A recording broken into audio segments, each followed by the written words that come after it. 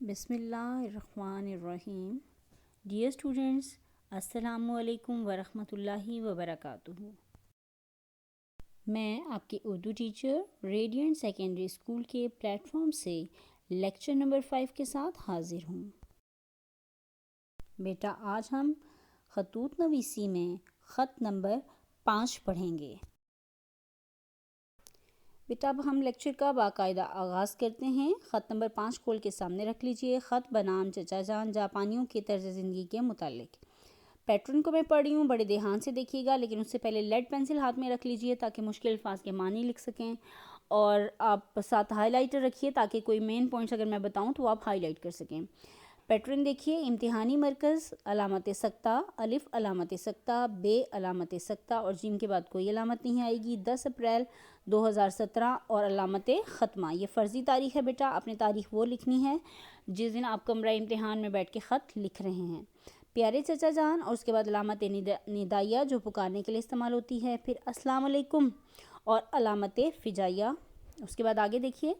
آپ کا محبت نامہ. محبت نامہ یعنی پیار بھرا خط. نامہ خط کو کہتے ہیں. محبت نامہ پڑھ کر دلی خوشی ہوئی کہ آپ کو جاپان کی ایک مشہور تجارتی کمپنی میں ملازمت مل گئی ہے.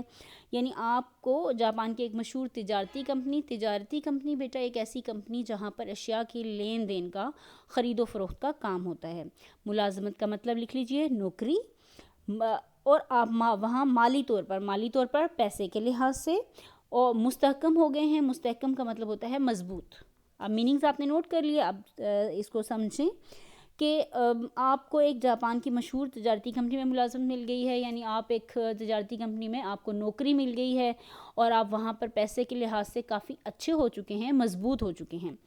نیکسٹ پیراگراف دیکھیے. جاپان قدیم تہذیب و ثقافت کی سرزمین ہے. یعنی قدیم کا مطلب پرانی، تہذیب کا مطلب رہن سہن، ثقافت کا مطلب تہذیب. بیٹا ثقافت اور تہذیب ایک دوسرے کے مترادفات ہیں. سرزمین یعنی خطۂ زمین. جاپان ایک پرانے رہن سہن رکھنے والی اور پرانی تہذیب رکھنے والی سرزمین ہے، اس لیے مجھے اس کے تہذیب و تمدن اور ثقافت کو جاننے کا ہمیشہ تجسس رہا ہے. تجسس کا مطلب کھوج یا جستجو، کہ ہمیشہ سے میں جاپانیوں کی یا جاپان کی تہذیب، ان کے رہن سہن، تمدن کا مطلب بھی بیٹا رہن سہن ہی ہوتا ہے، کہ رہن سہن کے طریقے، کہ میں جاپانیوں کے یا جاپان کے طرز زندگی، ان کے رہن سہن کے طریقے، ان کی ثقافت کو جاننے کا ہمیشہ سے مجھے جستجو رہی ہے، اس کی کھوج میں رہا ہوں. آپ نے گزشتہ خط میں محض کا مطلب صرف جاپان کی صنعتی و معاشی ترقی کا ذکر کیا ہے. صنعتی کارخانے اور معاشی کا مطلب یعنی مالی طور پر، پیسے کے لحاظ سے، کہ آپ نے پچھلے خط میں صرف جاپان کی صنعتوں یعنی اس کے کارخانوں کی میں جو ترقی ہوئی اور مالی طور پر جاپان نے جتنی ترقی کی اس کا ذکر کیا ہے. بیٹا یہاں تک آپ اس کو دیکھ لیجئے. اس کے بعد ہم آگے پڑھتے ہیں. نیکسٹ پیراگراف دیکھیے. جاپان کے بارے میں جاننے کا شوق تو مجھے پہلے بھی تھا، یعنی آپ اپنے چچا کو بتا رہے ہیں کہ جاپان کے بارے میں تو میں پہلے بھی مجھے بہت شوق تھا جاننے کا. پھر اس دوسری وجہ یہ ہے کہ پھر اس دوست ملک کے باشندوں کا مطلب ہوتا ہے رہنے والے، باشندوں کی اردو زبان اور پاکستانی ثقافت تہذیب ہی کو کہتے ہیں. پاکستانی ثقافت میں دلچسپی دیکھتے ہوئے ہمیں بھی پاکستانیوں کی طرح، جاپانیوں کی طرح ان کی طرز زندگی سے واقف ہونا چاہیے. یعنی وہ کہہ رہے ہیں کہ دوسری یہ وجہ ہے میرے شوق کی کہ جس طرح سے جاپانی جو ہیں یا جاپان کے رہنے والے لوگ اردو زبان سیکھنے کے لیے جتنی دلچسپی کا اظہار کرتے ہیں، جتنا شوق کا اظہار کرتے ہیں، اور جس طرح سے پاکستانی تہذیب میں ان کی دلچسپی نظر آ رہی ہے، تو اس دلچسپی کو دیکھتے ہوئے ہمیں بھی چاہیے کہ ہم بھی جاپانیوں کی طرح ان کی اس دوست ملک کی جو طرز زندگی یعنی وہاں کے رہنے والے لوگوں کے طور طریقے، ان کا انداز زندگی گزارنے کے اس سے واقف ہوں. یعنی ہونا چاہیے ہمیں بھی، یعنی واقف ہمیں بھی جاننا چاہیے. اس لیے آپ بھی براہ کرم مہربانی فرما کر مجھے جاپانیوں کے طرز زندگی اور رہن سہن، تہواروں یعنی جشن اور رسوم و رواج. رسوم کا مطلب رسم کی جمع ہے، اور رواج، رسوم کا مطلب لکھیے قاعدہ، اور رواج کا مطلب ہے دستور یا ریت.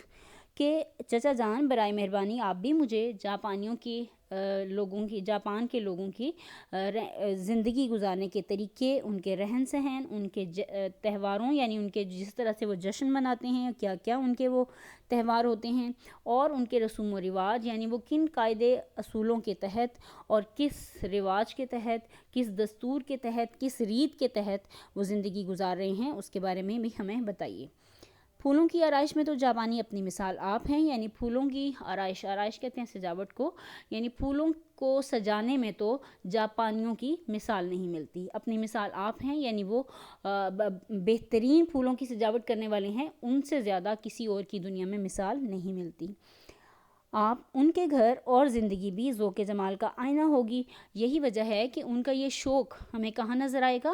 ڈیفینیٹلی ان کا یہ شوق ان کے گھروں کی سجاوٹ میں ہمیں نظر آئے گا، اور زندگی یعنی ان کی پوری زندگی جو ہے وہ اسی خوبصورتی، ذوق جمال کا مطلب ہوتا ہے خوبصورتی کا شوق، یعنی یہ جو خوبصورتی سے محبت کرنا، خوبصورتی کا شوق رکھنا، اس کا آئینہ ہوگی یعنی عکس پیش کرتی ہوگی۔